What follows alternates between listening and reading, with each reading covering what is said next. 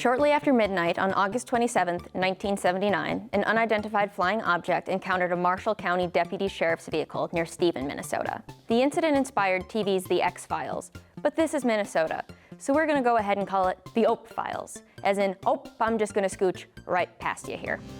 Welcome to Minnesota Historia. I'm Haley, your guide to the Ope Files, where we scooch right past the limits of human understanding.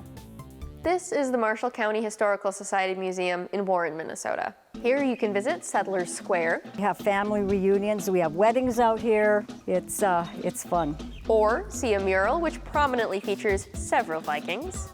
The Vikings supposedly were in Minnesota at some time. But by far, the most popular item on display is Deputy Sheriff Val Johnson's slightly used 1977 Ford LTD, also known as the UFO car.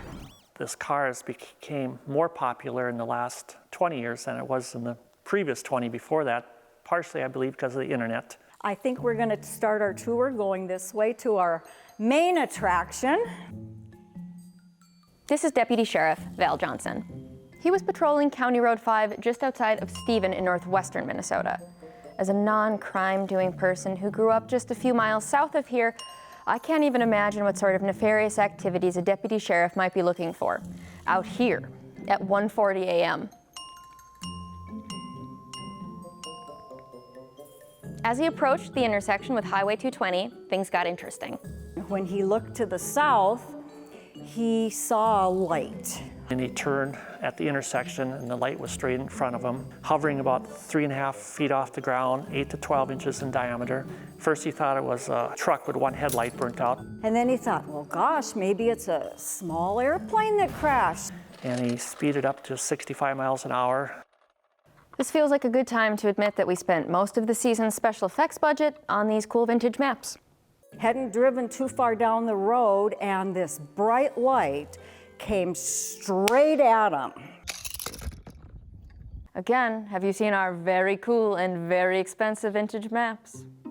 So this is bright light that engulfed this car in light. It was bright even with his eyes shut, and all I remembered was the sound of glass breaking and then his brakes locking up. 39 minutes later, Val Johnson woke up. He was knocked out, and when he came to, he called back to the dispatch office. He comes on the radio, didn't start to panic, nothing, just say, 406, 400. I said, go ahead, 406. He goes, 1088 at 20 and 5. I said, what? So we have the 10 codes right there in front, so I looking down, 1088. Oh, officer needs help. Okay. So I jumped up, okay. And I'm almost panicking, you know. And I said, what do you need? And he goes, I don't know, I hit something or it hit me. I says, I don't know if it was a moose, I don't know. I said, okay. He says, I'll get someone out there. I was out called out to go out to the incident where the deputy he'd gone unconscious. His car had somehow traveled another 584 feet. And then 99-foot skid marks. He was held on the road, it seemed like. He was held on the road for that distance, or he should have rolled over or something because he was passed out. And the car come crossways in the road and stopped.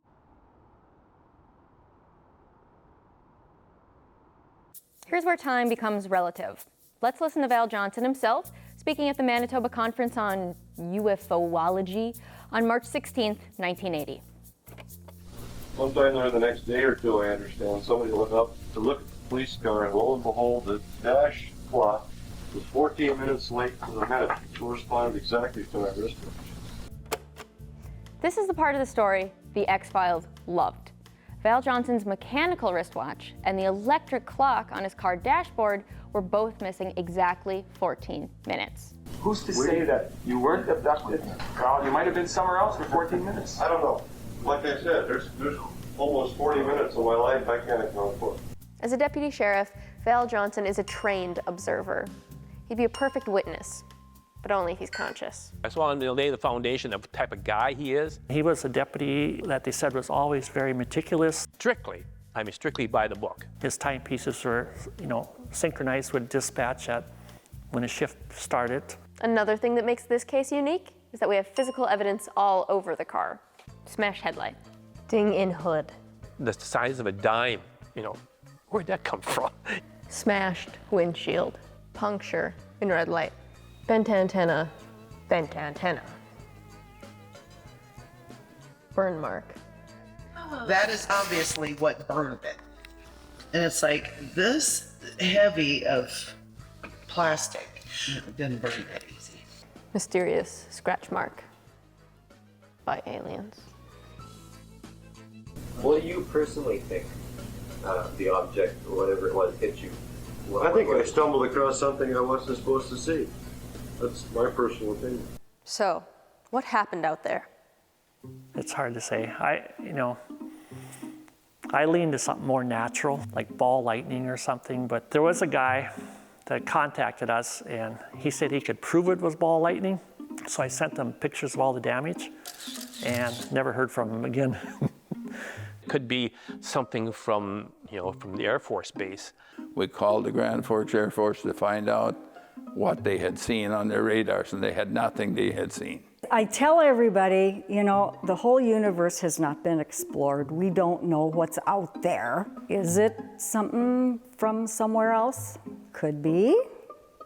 It has to be what we call a UFO. It's unidentified. That's all we can say, because we don't have any idea what it is. No idea. Was the UFO trying to hit the car, or instead trying to scooch right past?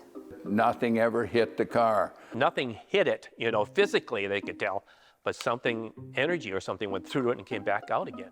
Debris come off the road and busted the windshield, and that was from the object that finally decided to take off from wherever it was.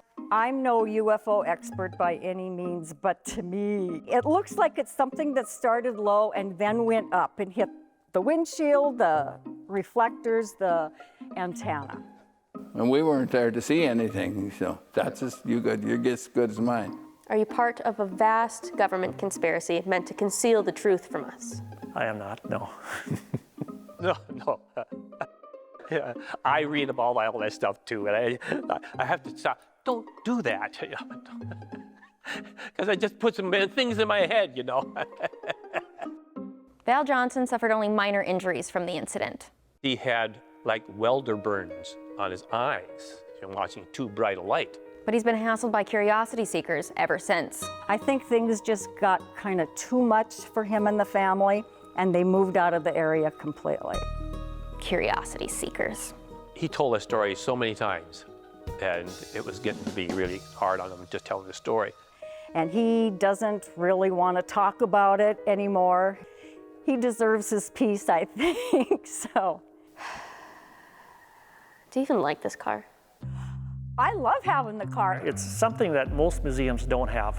People come all over the world. They call here, they come and look at the car. There's been people laying on the floor looking underneath the car. One guy was here with a black light looking for whatever. But we always tell the little kids, we're not going to open the trunk and let you see what's in there. Meanwhile, I just made a shocking realization. This entire museum is like an episode of Minnesota Historia. We draw you in with something flashy, like a UFO car or a vintage map. Then we drop some real history on you. That's our ox cart right there. Yeah, the ox cart was actually used along the Pembina Trail for the Minnesota Centennial. Delmer Hagen, he built this, and he had trained an ox, and he went from Pembina all the way to the cities, so. We have these artifacts here, but what really makes it worthwhile is the people that come. And I've had seen people where they seen some object, like they start crying almost because it was something their grandfather had or their dad. And I had a lady grab onto my arm one time. She was just in tears, so excited about this organ that was her father-in-law's. All museums, so they have their items, and they're all relevant to their history, and this is relevant to our history. So. Thanks for watching Minnesota Historia, your guide to all things quirky in Minnesota history. Check out some of our other episodes where we go even further and deeper into the quirky, soft underbelly of this very weird state. Don't forget to hit the subscribe button, and please become a member of PBS North to support projects just like this.